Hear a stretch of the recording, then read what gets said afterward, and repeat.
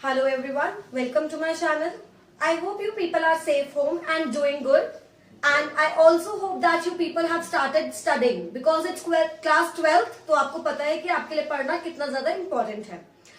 तो जिन्होंने अभी तक पढ़ना स्टार्ट नहीं किया है उनको भी पढ़ना स्टार्ट कर देना चाहिए, क्योंकि आपको पता है कि लॉकडाउन 3 मई तक एक्सटेंड हो गया है। तो अभी आपके स्कूल्स तो नहीं खुल रहे हैं, तो आपको साथ साथ ही पढ़ाई शुरू करनी ही है। और मैंने क्लास 12 का फर्स्ट चैप्टर सॉलिड स्टेट की सारी वीडियोस अपने चैनल पे अपलोड कर दी हैं।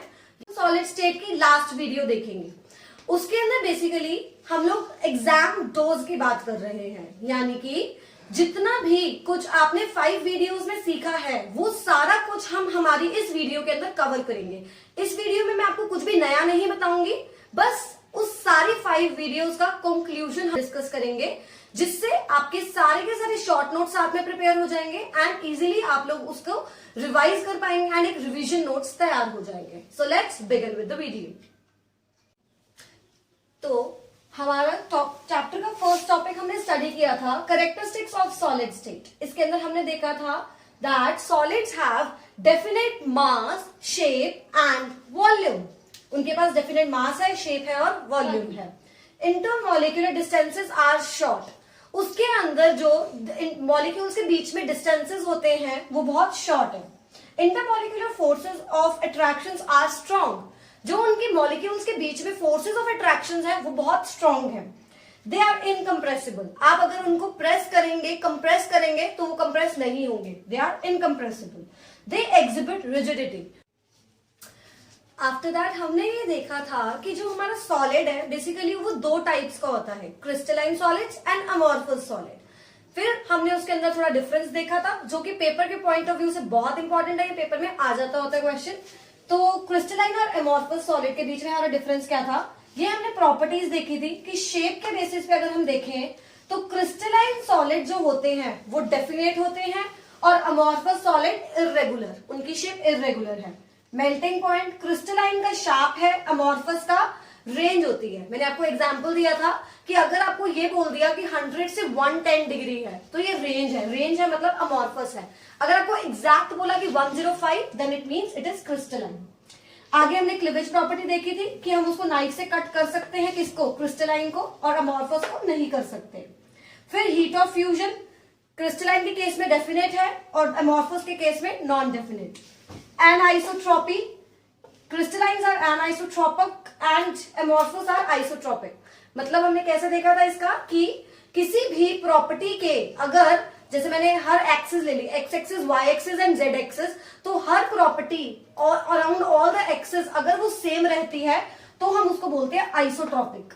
अमॉर्फस आइसोट्रॉपिक इसलिए होते हैं क्योंकि ये इर्रेगुलर है, तो हर साइड पे ही इर्रेगुलरिटी है, इसलिए वो आइसोट्रॉपिक है। Whereas crystalline are anisotropic. उसके बाद नेचर अगर देखी जाए, crystalline are true solids and amorphous are pseudo solids. और फिर लास्ट बचता है order of arrangement of constituent particles. उनका जो अरेंजमेंट होता है वो किस तरह का होता है, क्रिस्टलाइन का होता है लॉन्ग रेंज और अमॉर्फस का होता है हमारा short range arrangement. After that हमने डिस्कस किए थे हमारे टाइप्स ऑफ सॉलिड। हमारे जो सॉलिड थे ये बेसिकली हमारे 4 टाइप्स के थे, molecular solid, ionic solid, metallic solids and covalent solid. उसके बाद हमने देखा था कि जो मॉलिक्यूलर सॉलिड है ना वो फर्दर 3 टाइप्स में और डिवाइडेड थे, polar, non polar, polar and hydrogen bonded. फिर हमने देखे थे इनके एग्जाम्पल्स। जो नॉन पोलर थे आर्गन CCl4, पोलर में HCl SO2, हाइड्रोजन बॉन्डेड में वाटर, आयनिक में जो आयंस में डिवाइड हो जाए जैसे कि HCl, मेटालिक में नाम से क्लियर है metal, iron, copper, silver, magnesium. Covalent में हमने क्वार्ट्ज देखा था और carbon in the form of diamond देखा था। फिर हमने इनकी कंडक्टिविटी की बात की थी। जो मॉलिक्यूलर सॉलिड है उसके तीनों टाइप जो है ये है हमारे इंसुलेटर, ये भी और ये भी, ये है हमारे इंसुलेटर्स। उसके बाद हमने आयनिक देखे थे, ये हमारे सॉलिड में तो कंडक्ट नहीं करते, सॉलिड स्टेट में they don't conduct electricity, but in molten state and in liquid state they conduct electricity. Metals you know they are good conductor of electricity, तो ये solid, liquid and molten state में सब में conduct करते हैं। उसके बाद कोवेलेंट का देखा था हमने कि ये इंसुलेटर्स हैं, और उसके बाद एक वेरी इंपॉर्टेंट पॉइंट डिस्कस किया था, इसकी एक एक्सेप्शन क्या थी इसकी, कि सारे तो इसके इंसुलेटर होते हैं, लेकिन इसका जो carbon in the form allotrope of graphite, this is conducting. तो ये एक्सेप्शन जो है ये इंपॉर्टेंट है, ठीक है। सारे insulators but carbon graphite being covalent and becoming the exception is conductor. उसके बाद हमने थोड़ी सी डेफिनेशंस देखी थी क्रिस्टल लैटिस और यूनिट सेल की। तो हमारा क्रिस्टल लैटिस क्या था, regular 3D arrangement of points in space is called crystal lattice. मतलब स्पेस के अंदर रेगुलर अरेंजमेंट जिनकी होगी, ऑब्वियसली हम क्रिस्टलाइन सॉलिड्स की ही बात कर रहे हैं क्योंकि वो रेगुलर है, उन्हीं को हम डिफाइन कर सकते हैं। तो उसी के अंदर हम बात कर रहे हैं कि हमारे क्रिस्टल लैटिस क्या है। जब वो रेगुलर अरेंजमेंट है तो उसको हम क्रिस्टल लैटिस बोल देते हैं। और यूनिट सेल क्या है, जो एक सबसे छोटी यूनिट बार बार रिपीट करने पर मेरा क्रिस्टल लैटिस तैयार हो रहा है, वो था मेरा यूनिट सेल। इनके बेसिस पे हमने ये देखा था कि हमारे एज लेंथ और एक्सियल एंगल्स होते हैं। जैसे कि मैं आपको बताती हूँ, हमने ऐसे हमारे एक्सेस देखे थे, ये एक्स, ये वाई और ये जेड। जो दो एक्सेस के बीच का एंगल है, इनको मैंने कहा था एक्सियल एंगल। ये अल्फा, ये बीटा और ये गामा। और एज लेंथ क्या थी कि हर एक्सिस के अंदर उसकी लेंथ कितनी है, ए, इधर बी, इधर सी। तो edge length and edge angles हमें पता चल गए थे और उसके बेसिस पे हमने एक टेबल तैयार किया था कि हमारे जो लैटिस होते हैं वो कितने टाइप्स के होते हैं। वो 7 टाइप्स के होते हैं। Lattice are basically of 7 types and Bravais of और 14 टाइप्स, ठीक है। तो हम अपने 7 टाइप के लैटिस डिस्कस करते हैं। मैंने आपको इसकी एक शॉर्ट ट्रिक याद करने के लिए बताई थी, कटोम हर्ट, CTOMHRT, इसी ऑर्डर में लिखना है ताकि पूरी हमारी इसी ऑर्डर में मैं आपको बताऊंगी कैसे लिखना है। C stands for cubic, tetragonal, orthorhombic, monoclinic, hexagonal, rhombohedral and triclinic. उसके बाद एज लेंथ को कैसे लिखना है, ये ऐसे तैयार कर लिया, ऑर्डर यही रहना चाहिए। उसके बाद सारा सिमेट्रिक। आपको इसको याद करने के लिए मैं बताती हूँ, साइड पे आपको यहाँ पे थोड़ा सा ऐसे करके हम यहाँ पे लिख लेते हैं 0 1 2 2 1 0 2। इसका मतलब क्या है, पहले आपने सारा सिमेट्रिक लगा दो, A is equal to B is equal to C, सब कुछ सिमेट्रिक सिमेट्रिक सिमेट्रिक सिमेट्रिक। ऐसे लिखने के बाद 0 मीन्स सब सिमेट्रिक, 1 मीन्स एक जो है वो नॉट इक्वल टू, एक जो है वो इक्वल नहीं है। तो A is equal to B, but एक जो है वो इक्वल नहीं है, B is not equal to C। यहाँ 2 है, 2 क्रॉस आ गए, 2 है 2 क्रॉस आ गए, 1 है 1 क्रॉस आ गया, 0 है कोई क्रॉस नहीं आया, 2 है 2 क्रॉस आ गए। याद क्या रखना है कि 1 है तो आपको बेसिकली राइट हैंड साइड से क्रॉस लगाने शुरू करने हैं। 1 है तो हमने यहां क्रॉस लगाया, यहां नहीं लगाना, यहीं पे लगाना है। तो 0 1 2 2 1 0 2 इस ऑर्डर में आपकी एज लेंथ लिखी जाएंगी। एक्सियल एंगल्स तो है ही इजी, पहले 3 जो है वो alpha is equals to beta is equals to gamma is equals to 90, ये 3 हो जाएंगे, मतलब क्यूबिक, टेट्रागोनल एंड ऑर्थोरोम्बिक। उसके बाद monoclinic, alpha is equal to gamma but not equal to beta. Hexagonal में अल्फा और बीटा 90 है पर गामा 120 हो जाता है। रोम्बोहेड्रल में अल्फा बीटा गामा वो तो इक्वल है पर कोई भी 90 के इक्वल नहीं है। और triclinic alpha not equal to beta not equal to gamma not equal to 90, कोई भी इक्वल नहीं है। बेसिकली इसके अंदर ये था कि जो हमारा क्यूबिक था इसको हमने कहा था सिमेट्रिक। आप देखो सिमेट्रिक क्यों कहा था, A is equal to B is equal to C, alpha is equal to beta is equal to gamma is equal to 90, मतलब सारी प्रॉपर्टीज सिमेट्रिक है, ठीक है। तो ये था सिमेट्रिक। और हमारा जो ट्राइक्लिनिक था ये था अनसिमेट्रिक। आपको देखो इसके अंदर कुछ भी इक्वल नहीं है, ना ही एज लेंथ और ना ही एक्सियल एंगल्स। तो ये थे हमारे कटोम हार्ट करके हमारे 7 लैटिसेस। उसके बाद हमने देखा था कि जो हमारा क्रिस्टल है वो 2 तरह का होता है, primitive and non primitive. Primitive is the basic and उसके बाद नॉन प्रिमिटिव। प्रिमिटिव के अंदर हमने देखा था सिंपल क्यूबिक इंक्लूड करते हैं, जिसके अंदर जो मेरे एटम्स होते हैं सिर्फ और सिर्फ कॉर्नर्स पे प्रेजेंट होते हैं, और कॉर्नर्स की शेयरिंग क्या थी 1/8, कॉर्नर्स होते कितने हैं 8, तो 1/8 इंटू 8 मीन्स 1, तो टोटल एटम पूरे क्रिस्टल के अंदर कितना हो गया 1, तो हमने Z की वैल्यू लिख दी थी 1। इसकी उसके बाद नॉन प्रिमिटिव की बात की थी हमने, उसके अंदर 3 तरह के हमने क्रिस्टल डिस्कस किए थे, FCC, BCC और एंड सेंटर्ड। तो जो FCC था यानी कि face centred cubic lattice, BCC base body centred cubic crystal, उसके बाद एंड सेंटर्ड, उसके अंदर जैसे बेसिकली हमने FCC की बात की थी, उसके अंदर कॉर्नर्स पे प्रेजेंट होते हैं एटम्स और फेस के सेंटर पे, यानी कि कॉर्नर्स मतलब आपको जैसे यहां पड़ा है 1, यानी कि 1/8 इंटू 8 इज 1, और फेस के सेंटर फेसेस कितने होते हैं 6, तो शेयरिंग कितनी होती है 1/2, तो टोटल 3, तो 1 + 3 4, Z की वैल्यू 4। ऐसे ही BCC में कॉर्नर एंड बॉडी का सेंटर, कॉर्नर्स की शेयरिंग 1 हो गई टोटल, और बॉडी सेंटर से कितना आएगा, बॉडी का सेंटर तो एक ही होता है यानी कि 1, तो 1 + 1 2। ऐसी एंड सेंटर, इसके अंदर कॉर्नर पे और जो हमारे 6 फेसेस थे उनमें से कोई भी एक अपोजिट पेयर पे, यानी कि कॉर्नर प्लस ऑपोजिट फेसेस, तो कॉर्नर की शेयरिंग कितनी आ गई 1/8 इंटू 8, और ऑपोजिट फेसेस मतलब 2 हो गए, और शेयरिंग कितनी थी 1/2, तो 1 कॉर्नर का और 1 हमारा ऑपोजिट फेसेस का, तो 1 + 1 इज 2, तो Z की वैल्यू 4 2 2 ऐसे देखा था।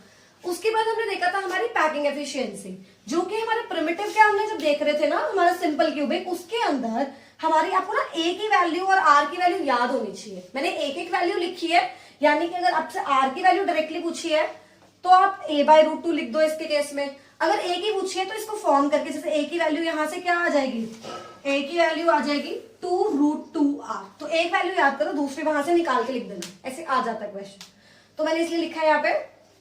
हम सिंपल क्यूबिक की बात कर रहे हैं तो A की वैल्यू क्या आती है 2R, और FCC के अंदर A की वैल्यू आती है 2√2R, यानी कि R की वैल्यू क्या आ जाएगी A/2√2।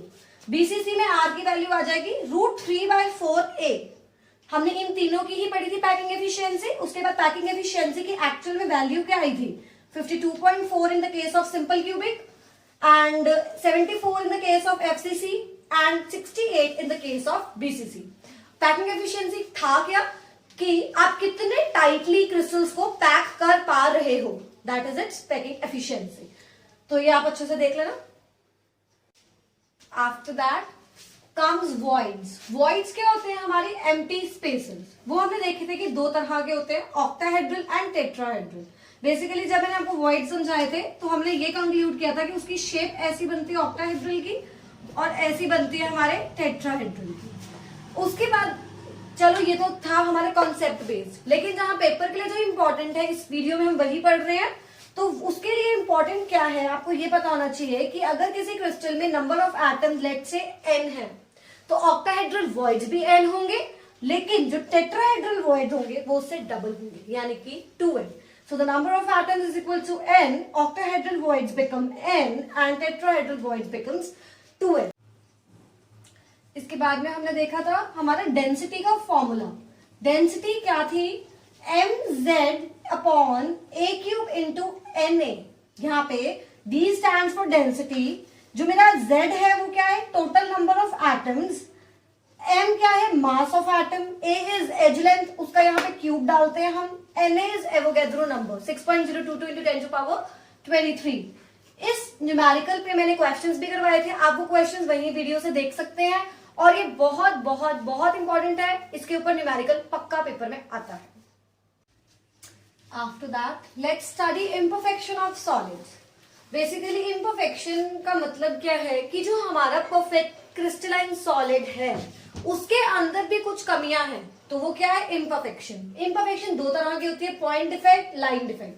पॉइंट डिफेक्ट वो जो पॉइंट के ओरिएंटेड है, और लाइन डिफेक्ट वो जो पूरे रोज और कॉलम्स में फॉलो होती है, पूरे कॉलम्स में और पूरे रोज में जो फॉलो होती है बेसिकली। उसके बाद point defect, stoichiometry, impurity and non stoichiometry, ये 3 तरह के पॉइंट डिफेक्ट होते हैं। स्टोक्योमेट्रिक मतलब जिसके अंदर मेरी स्टोक्योमेट्री अफेक्ट ना हो, इम्प्योरिटी मीन जिसमें बाहर से इम्प्योरिटी ऐड की गई हो, नॉन स्टोक्योमेट्री मतलब जिसके अंदर स्टोक्योमेट्री अफेक्ट हो रही है। तो वैकेंसी के बाद स्टोकियोमेट्री के अंदर हमने देखा था 4 तरह के स्टोकियोमेट्री डिफेक्ट होते हैं, vacancy, interstitial, Frenkel and Schottky. Frenkel और शॉर्टकी हमने देखा था कि ये दोनों जो होते हैं ये मेरे आयनिक क्रिस्टल्स में होते हैं, और इंटरस्टिशियल और वैकेंसी जो होते हैं ये मेरे नॉन आयनिक क्रिस्टल्स में होते हैं। ठीक है, उसके बाद हमने इनके थोड़े से एग्जांपल्स देखे थे। फ्रैंकल अकर्ड इन, फ्रैंकल उनमें होता है जहां पे एक आयन का साइज छोटा हो। यूजुअली हम जब कंसिडर करते हैं तो हमारा कैटायन छोटा होता है, क्या? तो क्योंकि उसने इंटरस्टिशियल पोजीशंस पे जाना था। तो फ्रैंकल वहां पे होता है जिसमें साइज डिफरेंस हो, यानी कि एक आयन छोटा हो, जैसे कि ZnS, AgCl, AgBr। शॉर्टकी वो कहां पे होता था?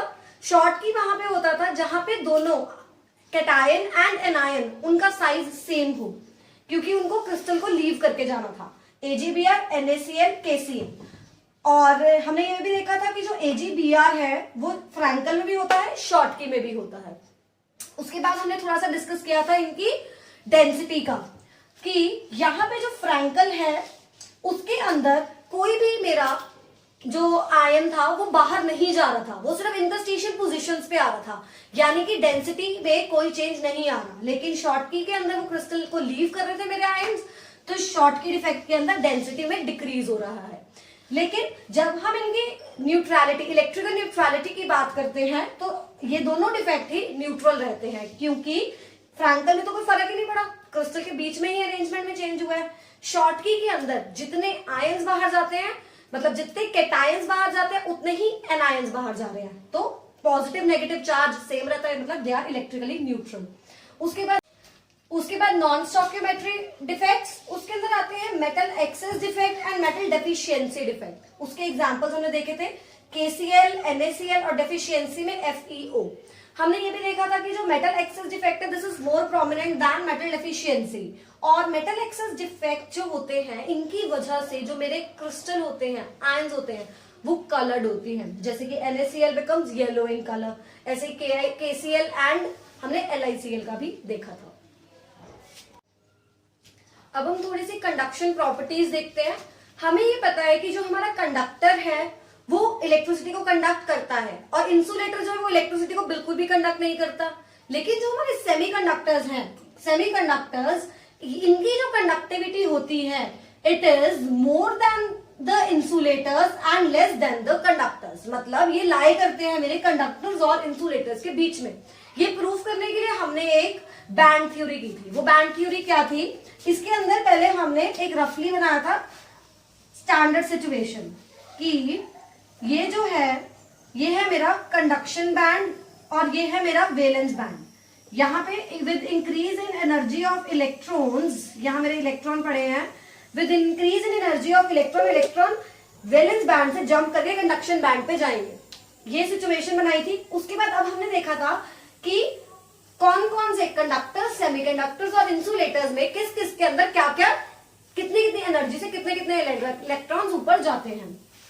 तो कंडक्टर्स के अंदर क्या हुआ था, ये हमारा सिचुएशन था कि जो ओवरलैपिंग टेक प्लेस, ओवरलैपिंग हो रही है यहाँ पे, यानी कि जो मेरा वैलेंस बैंड है और जो मेरा कंडक्शन बैंड है, इनिशियली क्या होता है, सारे इलेक्ट्रॉन वैलेंस बैंड में पड़े हैं। वैलेंस बैंड के सारे इलेक्ट्रॉन्स इतने एक्साइट हो गए एनर्जी गेन करके कि सारे के सारे कंडक्शन बैंड में पहुंच गए एंड ओवरलैपिंग टेक्स प्लेस। इसीलिए सारे इलेक्ट्रॉन चले गए, सारे इलेक्ट्रॉन मूव कर रहे हैं, यानी कि कंडक्शन ज्यादा है, यानी कि इलेक्ट्रिसिटी कंडक्ट ज्यादा होगी। तो इंसुलेटर्स के अंदर क्या हो रहा था, सारे के सारे इलेक्ट्रॉन्स ही वैलेंस में रह गए, एक भी इलेक्ट्रॉन इतनी एनर्जी नहीं गेन कर पाया कि वो ऊपर कंडक्शन बैंड में जा सके।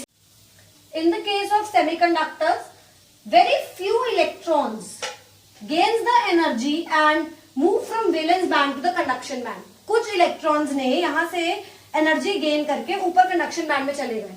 क्या हुआ था, कंडक्शन हमारे कंडक्टर्स के अंदर सारे चले गए थे, इंसुलेटर में कोई नहीं गया, लेकिन सेमीकंडक्टर्स में कुछ गए, कंडक्टर से कम और इंसुलेटर से ज्यादा। therefore their conductivity lies between conductors and insulators।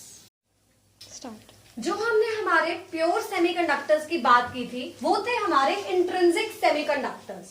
ये basically 14th group of periodic table को बिलोंग करते हैं। जब इन इंट्रिंसिक सेमीकंडक्टर्स की हम बात करते हैं तो ये बात हमें पता होनी चाहिए कि जो इनकी इलेक्ट्रिकल कंडक्टिविटी है ये बहुत कम होती है, इसलिए हम इसको कहीं पे भी प्रैक्टिकल एप्लीकेशंस में यूज नहीं कर पाते।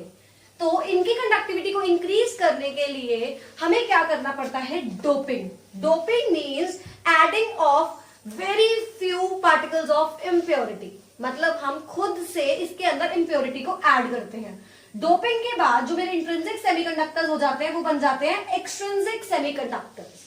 ये भी बेसिकली दो तरह के होते हैं, n type intrinsic extrinsic semiconductors and p type extrinsic semiconductors. ये बेसिस हमने किस बात के ऊपर हमने इनकी टाइप डिस्ट्रीब्यूट की, ये बात समझना बहुत जरूरी है। देखो, जो एन टाइप सेमीकंडक्टर्स हैं इनके अंदर जो मेरा 14th ग्रुप का एलिमेंट था ना पूरा, जैसे कि मेरा सिलिकॉन है, belongs to the 14th group, इसके अंदर मैंने अपने 15th ग्रुप के एलिमेंट को ऐड कर दिया, जैसे कि आर्सेनिक को ऐड कर दिया। तो क्या हुआ, 14 ग्रुप की वैलेंसी क्या होती है 4, 15 की क्या हो गई 5, तो एक इलेक्ट्रॉन यहाँ पे एक्स्ट्रा बच जाता है। तो कैरियर क्या हो जाता है, इलेक्ट्रॉन। तो ये इलेक्ट्रॉन की मूवमेंट कभी इधर चला जाएगा कभी इधर चला जाएगा, इलेक्ट्रॉन की मूवमेंट से करंट जो है वो कैरी होता है और जो हमारी कंडक्टिविटी है वो इंक्रीज हो जाती है। पी टाइप में क्या होता है, जो डोपिंग हम ऐड करते हैं वो होती है 13th ग्रुप की। 14th ग्रुप के अंदर हमने 13 ग्रुप ऐड कर दिया, सिलिकॉन के अंदर 13 ग्रुप का बोरोन ऐड कर दिया। इसकी वैलेंसी कितनी है 3, तो 3 तो वो बॉन्ड बना लेगा। यहाँ पे एक बॉन्ड वेकेंट रह गया, यहाँ पे कोई बॉन्ड नहीं बना, यानी कि एक होल रह गया। अब ये होल की मूवमेंट से जो मेरी कंडक्टिविटी है वो इंक्रीज हो गई, यानी कि कैरियर क्या हो गया इसमें हमारा hole. So last topic of this chapter is magnetic properties. इसके अंदर हमने देखा था कि 5 टाइप्स की मैग्नेटिक प्रॉपर्टीज होती हैं, मैग्नेट जो एग्जिबिट कर पाता है। Paramagnetism, diamagnetism, ferromagnetism, anti ferromagnetism and ferrimagnetism. Paramagnetism के अंदर ये बहुत वीकली अट्रैक्ट होते हैं बाय मैग्नेट। इसके अंदर अनपेयर्ड इलेक्ट्रॉन्स होते हैं। टाइप एग्जांपल देख लो इसका, oxygen Cu2 positive, Fe2 positive, ions हो गए बेसिकली ट्रांजिशन मेटल्स के। डायमैग्नेटिज्म में क्या था, वीकली रिपेल्ड है ये, इनके अंदर अनपेयर्ड इलेक्ट्रॉन्स नहीं होते, मतलब सारे के सारे इलेक्ट्रॉन्स पेयर्ड हैं, वाटर, NaCl, बेंजीन। फेरोमैग्नेटिज्म, ये स्ट्रांगली अट्रैक्टेड होते हैं बाय मैग्नेट, ये स्ट्रॉन्गेस्ट मैग्नेट होते हैं। एग्जाम्पल इलेक्ट्रोमैग्नेट जो हम बनाते हैं वो स्ट्रांगली अट्रैक्टेड है।